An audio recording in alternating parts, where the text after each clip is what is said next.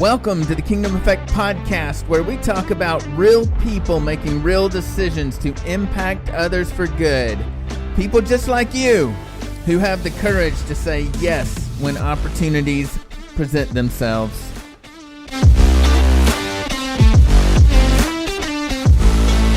Hey guys, welcome back to the Kingdom Effect podcast. Man, it's been a long time. Kevin Beasley here in Nashville, Tennessee. And our good buddy, Glenn, Buckshot, Buckley over in Jackson, Tennessee. So what's up, man? It's been a while since we've been on the podcast here. Yeah, it has been a while. You know, you mentioned when we got on the Zoom call today that my hair's a lot shorter than the last time you saw me. And I was going to say yours is a lot grayer than the last time I saw you. True. I have 5 children, so that happens quickly. Yeah. We got an awesome guest with us today, Jared Miller, who founded Freedom Aviation Network. So excited to hear from him. So how are you, Jared? Have you had a good week so far? Yeah, I'm doing well. It's been a good week. Thanks for having me. Yeah, cool. Excited to have you. But just to kind of kick off our episode, I thought we could talk about our all-time, not necessarily your favorite movie, but the movie that kind of tweaked the way that you thought about something or changed the way that you saw some specific topic. So can you think about a movie that really challenged you or changed the way you thought about things? Yeah, absolutely. So, it took me a minute to put this one together, but like you said, it may not be my favorite movie ever. But when you asked that question, really what came to mind was what have been some of the most influential worldview changes that I've had, and how did they come about, and what movies spoke to those. And so I thought of End of the Spear, which is about Jim Elliot's life. It came out in 2005. Jim Elliot, Nate Saint, missionaries down in Ecuador, and then they were all killed by the people that they were going to minister to. But then the spoiler alert, big wonderful part of the story is that through their sacrifice, their family stayed and braved the danger and the unknown to continue to minister to these people. And then ended up bringing Jesus to this village in a really big way that lasted generations, and their legacy is still going on today. And End of the Spear, what that movie did was it envisioned this story that had such a huge impact on me from a very young age. So the quote that I lived by, that I heard, I don't even know the first time I heard it, is a quote by Jim Elliot from the book Through Gates of Splendor, which is what End of the Spear is about, or based off of. And so his quote is, "Wherever you are, be all there, live to the full every situation you believe to be the will of God." And that has had a profound effect on my life. And so when that movie came out, what it did was it let me see what this might have looked like. It let me feel and experience what they might have felt and experienced while I'm watching it. Through the challenge of that movie is seeing people being killed for their beliefs and for their faith. But the beauty of that movie and the hope that comes from it is that the Lord was able to use that horribly dark situation to bring about generations of change. I mean, including in my own life. Jim Elliot might actually be the most influential man in my life, and he lived and died, 50 years before I was born. However long. And so anyways, yeah, so that's what comes to my mind. Yeah, that's awesome. I think if I'm not mistaken, his wife, Elizabeth, I think the first person she baptized was the person that took his life. Is that right? I think you're right. I mean, we'd have to fact check that, but I definitely, that sounds right to me. Yeah, it's an amazing story. It really is. Buckley, you got anything on your mind? That's a tough one to try to answer on the spot, but I guess just a recent one for me would be Machine Gun Preacher. And I think, I can't remember if I saw that movie before I went to Africa or if I saw it after I went. I can't remember, but that visiting Kenya for me was a life-changing experience for me, even though I was in my 30s when it happened, and mostly, just experiencing the poverty and all the things that go on over there, whether it's no clean drinking water or whatever, and just getting to experience that firsthand. And then of course the machine gun preacher part of it, that's me. Give me a machine gun and let's go. Let's go there and get some kids. But yeah, and then I think the other side of that movie was, and this was also in my 30s when my perspective started changing, was just on the differences between what the Western church prioritizes and what is prioritized everywhere else, And so that really started changing my priorities when it came to, corporate worship, what I give my money to or towards, what type of ministry I want to be involved in. So on the spot, I would say that's probably one of the more recent ones that really influenced me. Yeah, I haven't seen that one. I have to see that. Sounds really fascinating.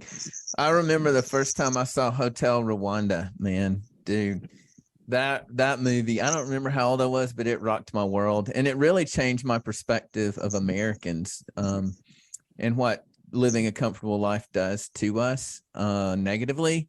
I remember my favorite scene or my favorite moment in that movie, and I can't remember all the details and names of the characters and things like that, but the guy that was over there as a journalist had caught on film some like people being brutally tortured, basically. And he was an American on the field there recording in Rwanda, and the Rwandan walked in behind him and saw the footage and was just, mortified. And the journalist turned around and said, "I'm so sorry that you had to see that." And he said, "No, I'm glad you got that." He said, "You take it and you show it on every channel on American television or every news show or whatever." And the guy turns around and says, "If we show this on every news show, it'll play right about the time that families are eating their meals around the dinner table. They'll turn around and see and say, 'Oh man, that's so sad. That's terrible what they're going through,' and turn around and finish their meal and never think about it again." And I was like, "Oh, because it hit me so hard, because that's exactly what would happen to me, like how, I don't know, in our safe and comfortable homes in America, in our little neighborhoods with our security fences and our garage doors and our, security systems on our doors and windows, we can't even comprehend living in danger, and that's not true for a lot of Americans. Obviously, I'm speaking of middle and upper class America, which actually kind of is what we're going to talk about today, is the reality of what it must be like to live an unsafe life, but speaking of movies, that question was intentional because there's a movie that's out right now that's getting a lot of notoriety that talks about human trafficking. And I'm sure it's awesome. I'm sure it brings to light a lot of things. But we were just thinking, as we were talking about kind of re-kicking off our podcast season, what's the true story? What's the true story behind trafficking? And Glenn has been very involved in that over the years, and Jared also has been and is currently involved in it. So maybe we can just have kind of that conversation, is behind the scenes, behind the glamour of Hollywood, what is life like for a trafficked person, and what is it like to work in that environment? So I'm just going to let you guys kick it off and have a conversation, and I'll jump in when I can. Yeah, well, I'll just say, just from the start, I've seen the preview for Sound of Freedom, and I've met Tim Ballard. I don't know him well, but I have met him. He is a true hero, not just from the sense of what he's done in the anti-trafficking world, but his service to the military. And I personally haven't watched the movie, and it's not because I think it's going to be bad or anything like that. Movies like that are hard for me to watch. Jared and I were talking about this the other day. When you've seen and experienced a lot of that firsthand in real life, watching it depicted on a screen, it triggers a lot of emotion and a lot of things that you've experienced. And so I've chosen not to watch it yet, just because I haven't worked up the courage to watch it and have to deal with all those emotions personally. We do want to make sure that those people that are listening to this podcast, that they understand that trafficking is a real thing. It happens globally, it internationally. I think that movie is focused on Colombia, what Tim did in Colombia, but it's happening right here in Nashville and Jackson and Memphis and every major city across the United States. And so we wanted to have a conversation to, yes, please support your Operation Underground Railroad organizations. Please support this movie, but we don't want you to miss out on that. There's so much you can do here in your own backyard. Jared, for instance, I'll let Jared talk about this. Jared is the founder of Freedom Aviation Network. And Jared, you want to take a second and explain what that is? Yeah, absolutely. So thanks for that, Glenn. So Freedom Aviation Network is a network of aviators who are seeking to break the transportation barrier for survivors of human trafficking. So our mission is to provide free, safe, efficient, rapid air transportation for survivors of human trafficking and their advocates. And the reason behind that is because in our experience, meaning Glenn and I were working together when I was working on this idea, and I bounced it off of him a lot in the very beginning. But in our years of working in anti-trafficking, one thing that I personally noticed globally was that there was a major gap in a survivor's ability to access transportation. It was largely an accessibility issue, but then it was also a safety issue. And that's from the survivor's perspective. From an advocacy agency or case management agency or rescue agency's perspective, how do you coordinate this? How do you pay for this? How do you safely ensure that this person will get to where they need to go? There are so many case management agencies around the world whose only option or their best option is to put someone on a bus or put them on a train and hope that they get there to the other side. And a lot of people that we work with in law enforcement or in case management will tell you it's very rare for someone to be able to safely get to the other side just using standard public transportation, because maybe they've talked themselves out of actually leaving. Maybe they've gone back. Maybe their perpetrator has found them. Maybe, anything is, maybe they ran away, whatever the scenario is. Or maybe, and here's the accessibility issue, maybe in the very first place, they weren't able to take it because they didn't have identification. Which, as Glenn, I'm sure will say, often, even in the US, withholding someone's identification is a prime way that traffickers will manipulate their victim and have them do what they need to do. So a lot of survivors that we work with Freedom Aviation Network don't have any identification at all, and every single survivor that we've flown actually so far, out of the 47 passengers that we've flown today, all of them have been U.S. citizens, and more than half have not had some sort of identification because of those situations. So there's a lot of reasons why this barrier exists, but it's not something that the anti-trafficking community globally recognized, because, and we actually did a survey in September of this last year of 233 shelters dedicated to human trafficking survivors across the country. And we asked them, do you feel like transportation is a problem? What's your history with facilitating transportation? And one of their biggest responses was, we've always just done what it takes. And so they didn't recognize how significant of a problem, challenge we have. They're just doing whatever they can to help people in the best way that they can.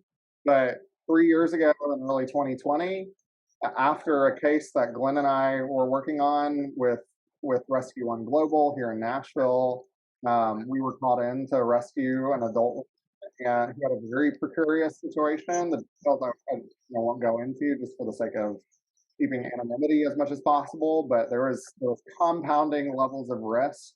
And we spent about over 30 hours on an operation trying to get her back to safety. And after that, I was angry for a few days. And I'm not an angry person. Glenn will tell you that. He's seen me in all kinds of situations. Anger is not my go-to. And I was angry, and something was stirring inside me. It was like the final straw, and I couldn't bear it anymore. Why is transportation hard for us? And I was angry because we had to put our team at risk, and I felt like it was necessarily risky due to what we had to do to make it work. And I was angry because we had to put the survivor through hours of more stress. And it was all things that we had to do, and we did it as safely as possible, and we did it, we did it all the right ways. But I said, I think there has to be a better way. Mm. So that's when I started thinking, and I believe that God put this on my heart. I really do. I don't think there's another answer for that. The closest thing that I have to aviation is my World War II grandfather, fighter pilot. He's long been dead now, and so he's not. I can't go to him to ask about this, but he's my closest connection to aviation. And so I turned to, I was turning to private solution. And so as I asked people in trafficking, asked some people in aviation, I was met with a lot of, that's a pipe dream. Like, that sounds really hard. It sounds like a logistical nightmare.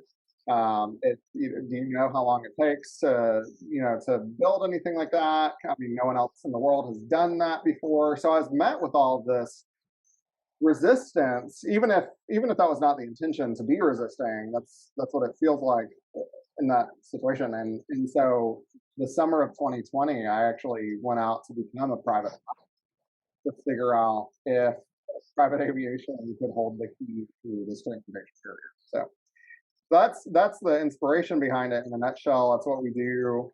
Yeah. That's amazing.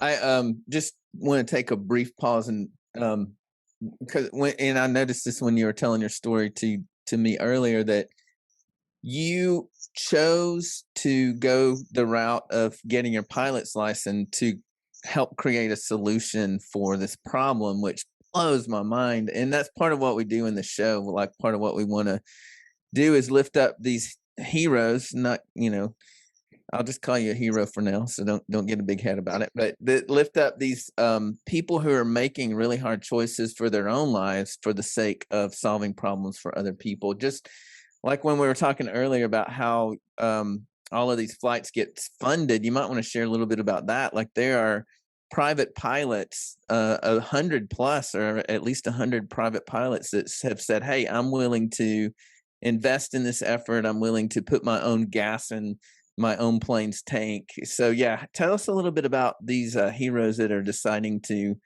kind of sacrifice their own resources and time for the sake of others.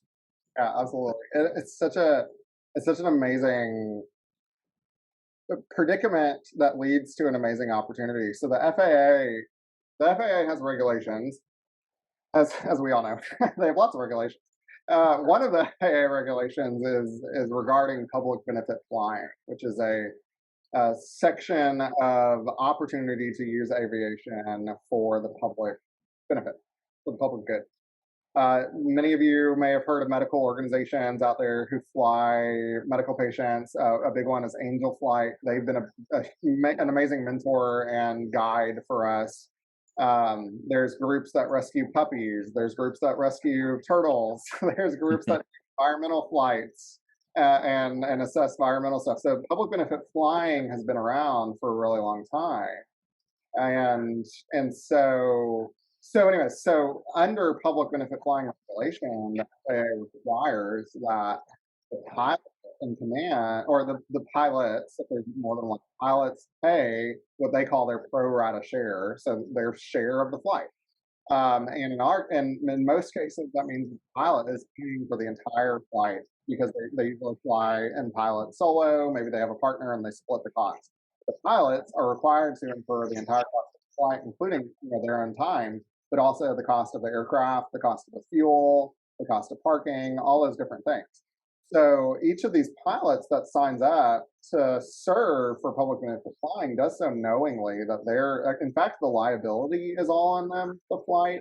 The cost is all on them for the flight, and they're doing it because they love what they do and they want to share that with people, and then they want to help people or animals through that. So we actually, to date, and this is a big, this is, an exclusive announcement. We haven't even posted this on social media yet, but we have, as of this week, recruited and onboarded 100 pilots across the country in 31 states. And their average donation, typically their average in-kind donation of facilitating a flight is $1,500, just about. Wow, that's and amazing. Plane, that depends on if you own it, a lot of different things. Like, it can really range anywhere from about $500 to $2,000 plus. But all depends. And pilots know that, they know the cost. But yeah, to your point, like, these are people who are stepping up and they're saying, hey, I want to help. I love people. I love flying. I can use my flying for good. And to be honest, they get a lot of benefit out of it. They not only do they get the experience of being part of something bigger than themselves, but they also get their flight time. They get to be able to stay current. They, instead of going to get what we call $100 hamburger, which now is more like a $300 hamburger. You can, in other words, a lot of people just fly to the beach for the weekend, get a burger, come back. Well, now you have an opportunity to do that and actually affect a life indefinitely, like permanently, and that's a really big deal. That's awesome. That's so cool. We that's again one of the things we like to highlight is just really good people doing really good work. And man, what a testimony for these guys to invest in these this transportation. And man, thank you so much for choosing to kind of set your life on a new course to help other people. That's amazing. So that's awesome. One of the things I was thinking about is both of you guys were talking is just kind of like, and I think that's kind of what you're saying with the movie is, I would guess, and just full transparency, I haven't seen the movie either, but I would guess that it's pretty dramatic as far as the actual rescue goes, right? But I don't have any context to imagine or understand what must happen after the rescue, right? And I'm sure just from my conversations with Buckley in the past, I know there's people who just make a decision that they're not ready to escape or, not ready to leave that lifestyle, or they're afraid to leave the lifestyle. But yeah, what are some paths that someone that is has potentially been rescued from, a trafficking situation, what's a path, some of the paths that they might take? I think, of course, everybody's different, right? Every survivor is rescued they're all at different points in their life. They were all involved in trafficking for different reasons. Everybody's got a different story, but I guess typically what you would see is, number one, I would say a huge majority they're going to have to deal with some type of addiction problem, whether it's narcotics, alcohol, even sex addiction, these different addictions that are brought on in the trafficking world. And then there's lots of trauma, just all kinds of trauma that's got to be dealt with from a mental health perspective and from spiritual perspective. And usually you got to take care of the addiction issue first. And so I think a lot of survivors initially have to go somewhere to some facility that's going to facilitate the recovery from that addiction. And I would say that's almost got to be step one, because you can't really deal with the trauma and the emotional side of it until you've got that addiction under control. And I think that goes to what Jared was saying earlier, that you've got all these different, not just safe houses, but all these different facilities that the survivor has to go from, say from a drug rehab place. Now they come to a safe house and start the restoration process through the trauma. So getting them from A to B to C safely has been, as Jared pointed out, that's been an issue since I've been involved in this. And the issues arise from, one is, even though the survivor has been taken out of the trafficking situation, they've been, rescued from the trafficker. That's the rescue part. And that's one piece of the pie. And it's a very quick one. Rescue is not a long-term thing. That's a short-term action that's done. And, the hard work, in my opinion, and I'm a rescue guy, right? Like I said, at the beginning, give me a machine gun and let's go get some people, but while that's dangerous in the sense of, people having guns and things like that, to me, that's the easy part. The hard part is walking along somebody through the recovery process and the restoration process. That, to me, that's the hard part. And but part of that transportation is,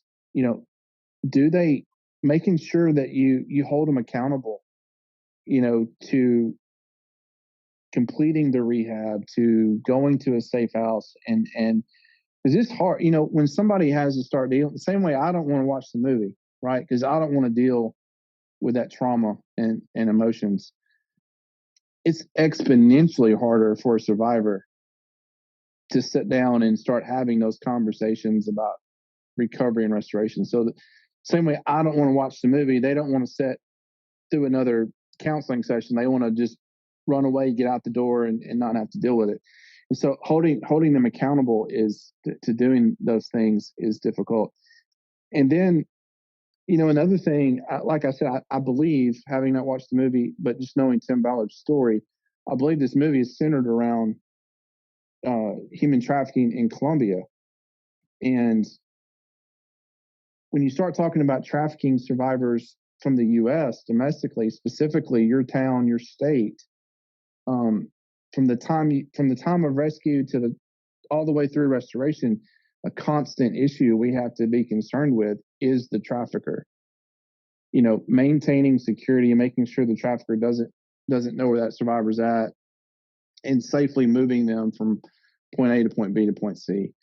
And that's a lot easier to do in an airplane than it is in a car or on a bus or in a van.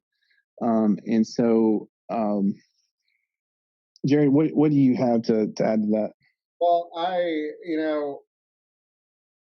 wanted to add to the part about facing your trauma as part of your healing process is probably the single most scary and painful experience in this whole process, in any sort of healing process. And I'm speaking from my own experience too. I mean, having to come face to face with your pain and what brought you that pain, and through counseling, through prayer, whatever it is, where you're facing that, through journaling, it's scary, man. It's hard. It's isolating. It's it feels shameful.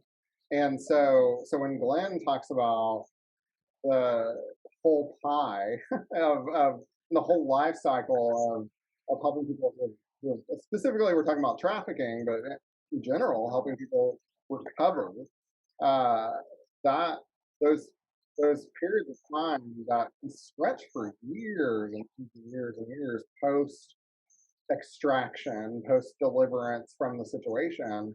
I mean, it takes time to just recondition yourself to understand that what you've had back there in your situation isn't good. And I mean, man, I had to work through that for my own life too. Those feelings of, oh, if I go back, it won't be as bad. It'll be fine. Or that person loved me and they were just misunderstood.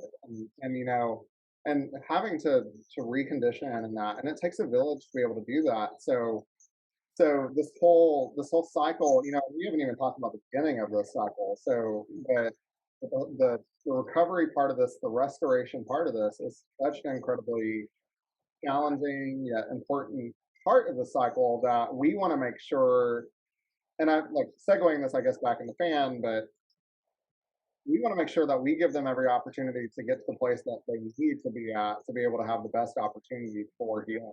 And if you're in your backyard and your boyfriend pimp is down the road from you, why would you not go back? That's so enticing. Even if you're in your person's in Memphis, like that's so close.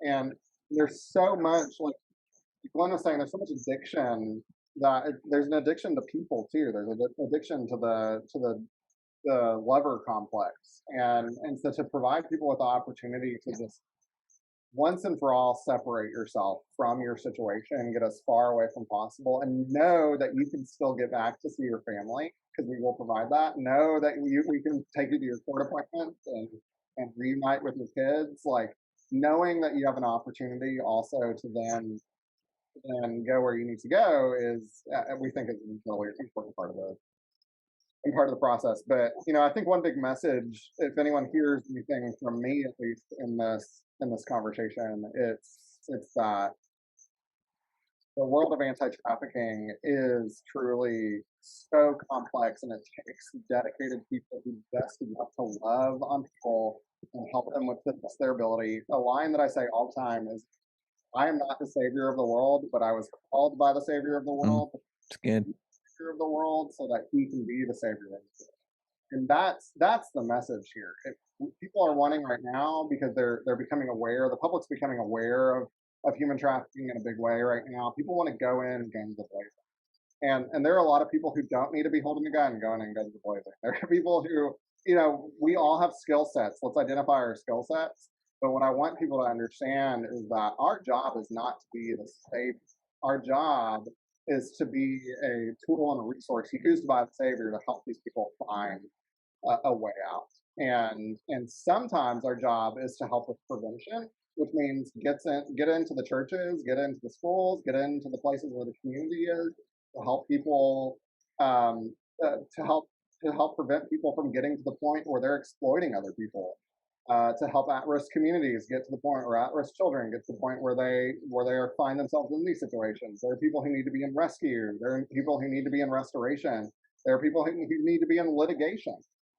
But it's a massive pie, and we're all doing our best. But what we don't need is people to go in blind to what this world actually looks like. Because it's very, very different than kicking out down doors, which is a phrase that I hear almost every day when someone asks me what I do. Like, oh, so you're the one that goes and kicks down doors? No, actually, not at all. I just love on people as long as they let. That's kind of how I put. That's amazing. Yeah, I think Kevin, we've always said that the rescue part of it, that is the Hollywood attractive thing. But when people tend to focus on that, that's where you see this, like Jared was talking about, there's a lot of awareness right now, and you'll see this peak in interest. And then when people realize, oh, it's not exactly what I saw in that movie, or there's more to it than what was in that movie, then you start to see the interest start to slope back down because it's not what people expected it to be. And so I think it's important, for people just to understand that this, I dare say, and Jared, I'll try not to speak for you too much, but I wouldn't say that Jared and I chose to have a passion for, rescuing survivors or restoration of survivors of human trafficking. I think we were chosen. I think God chose us and gave us that passion. But if you were to ask me, if you were to take that away, the calling that was on my life to do that, if you were just to say, hey, look, you want to go over here and get involved in this, knowing what I know today, I would say, heck no, I want to stay as far away from that as I can, because again, I keep going back to this. I won't even watch that movie because I don't want to deal with the junk, the emotion and the trauma, because we experience trauma through the survivors. We experience trauma through the trauma that the survivors have experienced. We hear their stories, we share as much of that burden as we can without actually being the survivor, and that stuff sticks with you. I think back to my days in law enforcement where I was working child exploitation cases. That I'll carry that trauma and those images and those things that I had to see with me till the day I die. And so it's kind of the same thing. If the chief came to me today and said, hey, do you want to volunteer to be in this child exploitation unit? At the time, I didn't know any better. But if he'd asked me knowing what I know now, I would say, no, I'm good. Thanks. I'll stay out here and write speeding tickets and, whatever. Yeah. So I think people just need to realize that it is a very difficult world. It is a very difficult ministry. And it is something that before you get involved, I would encourage you to pray about it and just say, hey, God, if this is what you want me to do, give me your passion for it, not the passion I got from a movie or a TV show or, hearing somebody else speak about it at my church. Give me the passion that only comes from you to go do this. I think that's how you know that you're ready for it. Yeah. I remember when I first started getting to know you and Harmony from Rescue One Global here, which is how I actually met you, is through her. But I remember coming to a realization of like, this trafficking, it happens next door to me. I live in an upper middle class, nice neighborhood in Middle Tennessee. And, I think that's probably one of the greatest misconceptions, which we kind of referred to earlier, as far as it's overseas or it's in, New Orleans or Memphis or fill in the blank. And I was blown away. Like, they told you and the people you're hanging out with were telling me stories of things that happened in Spring Hill, Tennessee, at Summit High School, which is where my kids go to school. And I just, within the previous month from when we were talking, that things that had happened, and I was just literally blown away and I think that's one of the lies that the enemy wants us to believe, that it's somewhere else. It's not right next door to us. So that's one thing. It just popped in my head. But one thing that you guys could share is, what do you look for? Like, what are some indicators that you look for? I don't know if y'all want to get into that conversation or not, just in your neighborhood or in your kids' high schools. That's a big topic, but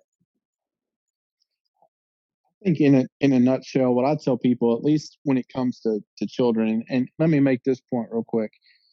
There are just as many adults trafficked as there are children. I think that's another common misconception out there in the world, is that this is just kids, and that's not factual. But signs when you start talking about children, I used to tell parents when I would go speak at churches or schools, look for a 180-degree difference in their behavior, their demeanor, their habits, their things like that. So if you've got a very extroverted, outgoing child who is involved in church and sports and everything else, and all of a sudden you see them do a 180 and they become very introverted and reclusive, and their friends change, things like that. That's a telltale sign that it may not be trafficking, but something's going on. If you start seeing them come home with things that you didn't buy them, clothes you didn't buy them, electronics you didn't buy them, things like that, because that's all part of the grooming process, is giving them things to kind of get them hooked in to the relationship. So I would say, if you're keeping an eye on your children, look for those character changes, those demeanor changes and behavior. changes in appearance, things like that. And then also monitor their internet activity and their electronic devices. I feel like parents in general, pretty much keep that at arm's length. And I don't know if that's because parents just, I don't want to say they don't care. Maybe they don't know how to effectively monitor that. Maybe it's not been an issue before, and they just, I think of it like this: technology, at least to the point we have it today. I mean, I'm sitting in my office right now, and I've got 2 desktop computers, an iPad, 2 cell phones, and a laptop. Technology when I was a kid, there wasn't that much in the house, and so I think it's still so new. Parents are still they're behind the learning curve on what goes on their kids' devices. Can I ask you a really hard question? Always. This one's hard. It's kind of hard for me to ask, honestly, but how in your mind and heart do you reconcile? Because we're all here. This is a faith-based podcast. So you guys are men of faith. How do you reconcile what you see, the abuse that you see in people, and the evil that you observe with a God that's so good? How do you reconcile that? How do you navigate that in your own heart? Jared, you want to go first, or you want me to? I thought you might do that. There are so many thoughts that I have in response to that. The first and foremost is I believe that we live in a very fallen and broken world. That's been fallen since the very first few days of the Earth's existence. And I think with that fallenness in this world, it created a curse and a crack in how God intended things to be. And I think the entire story of the Bible and all of history is about redemption, restoration, and resurrection. And so I believe that everything that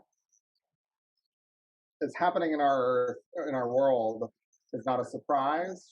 It's not a surprise that there's a lot of darkness and evil and people abusing other people exploiting other people. It's not a surprise that there's death and loss.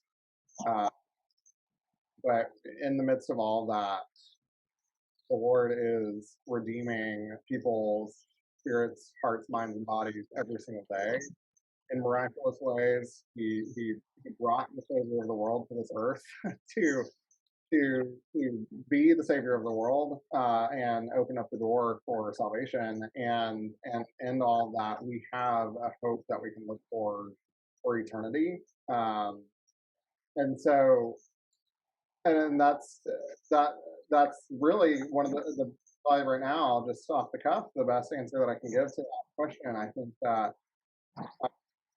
he doesn't, and Glenn was kind of mentioning this a little bit ago. I also don't think I don't. Every single person is supposed to get into the gutter in the arena, and I think the gutter and I think the arena are 2 different places. I think the gutter is when people are sitting in their own filth. They're struggling with addiction. They're struggling with their habits. They're struggling with their marriage. All these different things. I think he calls some people to get into the gutter with other people and their filth, and I think that he calls people to get into the arena to fight along with people. But I don't think he necessarily calls all of us to the same extent. And I think that's an important message here. One thing that I wanted to say kind of on my list of bullet points, not a single person in the world of anti-trafficking is a superhero nor an action hero. That is not who we are. We are regular people who just made a decision to be obedient and be obedient to the Lord, so that we could be His hands and feet to restore the brokenness of your of your question. And that is the goodness of God, is that in the midst of all that, He sends people to bring restoration, and healing, and rescue. So one big message to say loud and quick is we're not heroes. We're not superheroes. We're not heroes. We're not action heroes. Anything like that. This is not an action movie. It's not an HBO film. Not anything like that. I mean, we are regular people who wake up and do all the same things that everyone else does. It's just that we have skills, abilities, competencies, and God-given desires to be in situations that are rather unique. And I think we're people like us are, and it's not an us and them situation at all. I'm not called into a lot of different places in life. People like us are called into it so that you don't have to be in there with us. But what we need is you to be supportive of what we do. We need you to champion what it is that we do. We need, I mean, often we need you to fund it is that we do, to be honest, because we're not making money off. You know what I mean? Like, I mean, it takes all kinds. We need you to pray for us. You need to cheer us on. Sometimes we just need you to be there so that we can cry on your shoulder. And so everyone has a role to play in all of this. That was a long answer to your question. That's good. Thank you. I agree with what everything Jared said. I'm going to, at least, I don't know if Jared has experienced this, but I have. And, there were times where I was angry at God, and it wasn't because these bad things were happening to other people necessarily. Because like Jared pointed out, you kind of expect that because we live in a fallen world.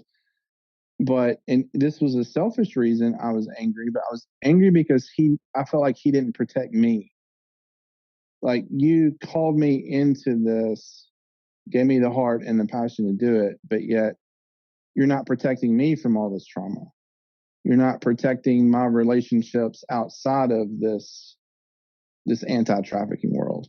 So when I'm getting called out to go do a rescue and it's causing stress in my other relationships, God, why aren't you protecting that? If you've called me to do this, why are you letting me down over here?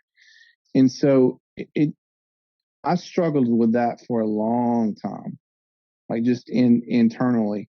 And I had to just get to the point where, I stopped looking at it through the lenses of selfishness and had to start looking at it through more faith glasses. God did call me to this, and I just have to be faithful that he's going to remain faithful. And, his faithfulness may not look like what I think it should be, so I just had to take those selfish glasses off. And, because I was having a big Glenn pity party there for a while. I don't know, Jared, have you experienced that or something similar? What you were triggering just now was in a good way. We use that word negatively a lot, but what I was reminded of as we were just talking was before I got into this, God allowed me to go through a very, very, very, very, very dark, abusive, painful, used and abused time in my life. And so I had already come out of my situation. I had faced the fear of my past head on, asked people to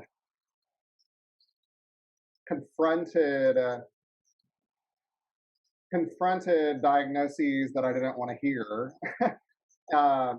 worked through it, and then prayed hard and hard and hard and looked and opened my eyes and ears to see any good in that situation. And the Lord in my life, and this is a story for a different time that I'm happy to share in my life, but what God allowed in my life was for me to actually go back and see the good that came out of evil that was in my life at one point.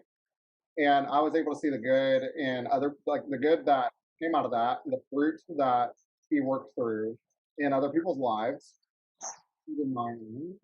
And then a couple of very wonderful people invited me in to service in ministry upon recognizing that I had value to bring healing to broken people.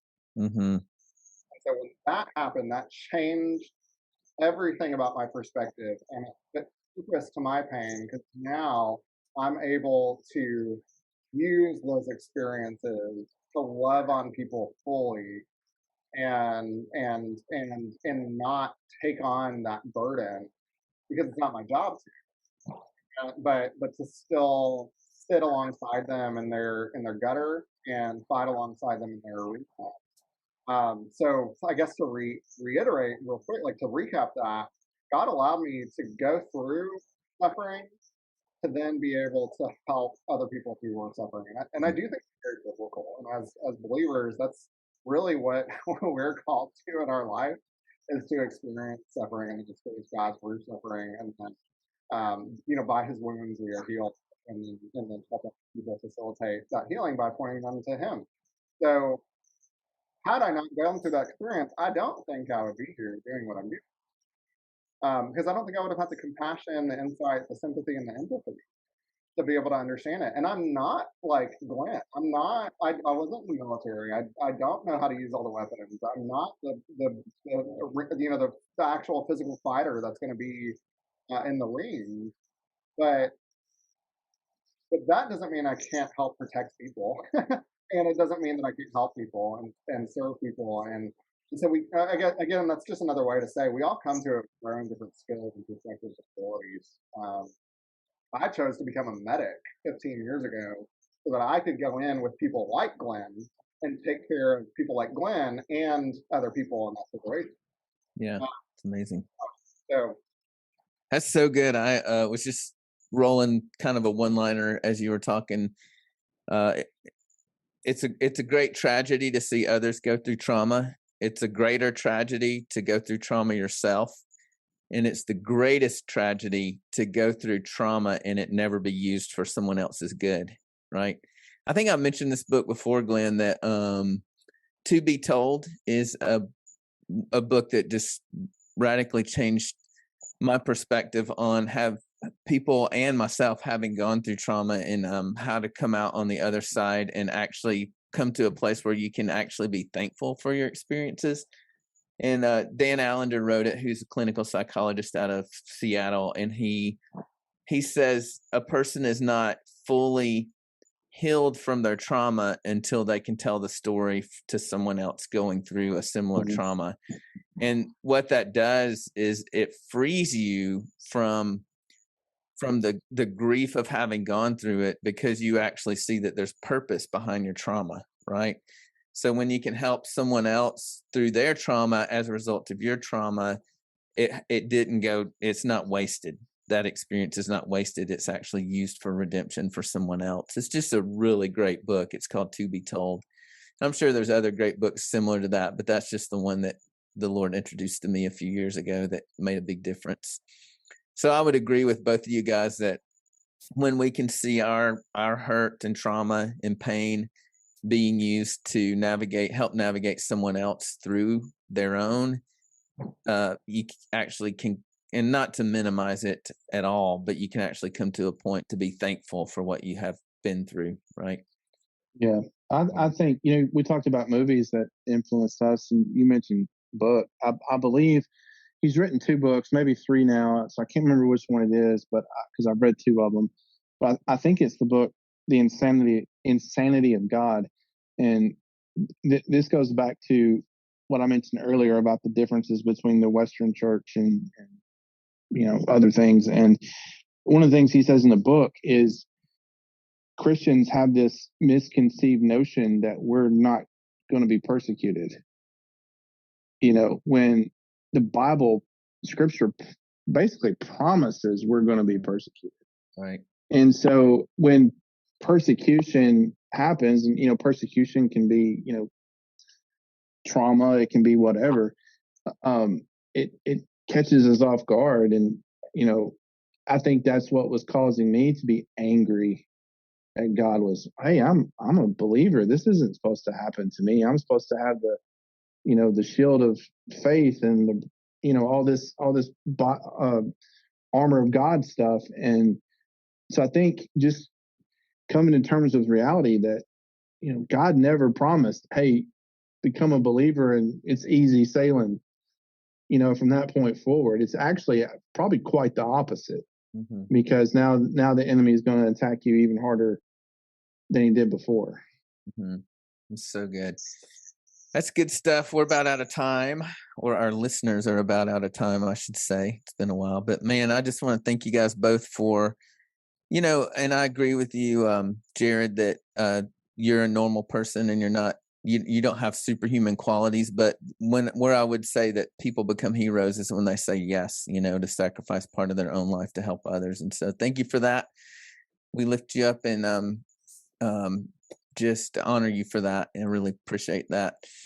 Another book that might be helpful for you that I actually was an editor on, and Buckley has a couple of pieces in the book that he contributed as well, is I like this book because it takes this really big, complicated topic and dials it down to a very simple story of an individual survivor. But it's called The Truth About Sex Trafficking, A Survivor's Experience and What It Means for All of Us.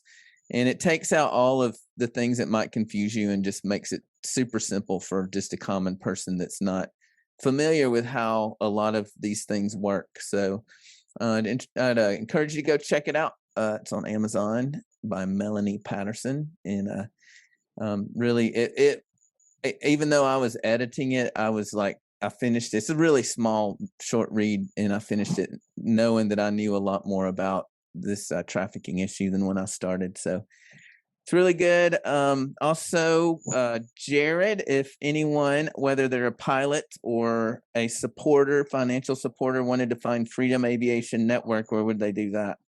They would go to freedomaviationnetwork.org, and awesome, on Facebook and Instagram and LinkedIn.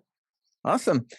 Yeah, cool. And if you want to connect with Glenn and I, you can find us on Facebook on the Kingdom Effect podcast. And then check out, if you have never heard any of our previous episodes, most of our episodes are interviews with people who are doing really, really great work to make other people's lives better in the name of Jesus. So we would love you to check that out, or find us on Facebook. We would love to connect with you. So thanks, guys. Any last thoughts before we close out the episode here? Kevin, can I add a call to action? Yes. So my if you've recently become aware of the world of human trafficking and anti-trafficking and how to get involved, or if you've known about it for a really long time, my encouragement to every person listening is the easiest. Well, that's not necessarily true. Not the easiest. The most effective thing that you can do is ask yourself a very hard question, which is, how have I contributed to the problem? And that's a really tough question, but that takes the pride out of a lot of this. And that brings us to a place of humility to say, have I made that click on Pornhub or whatever else? Have I contributed to the exploitation of a human being in some way? How have I devalued life? That's really the question that I want you to ask yourself. How have I devalued, or how do I devalue human life? That's the core of the issue. Is a devaluation of human life leads to compounding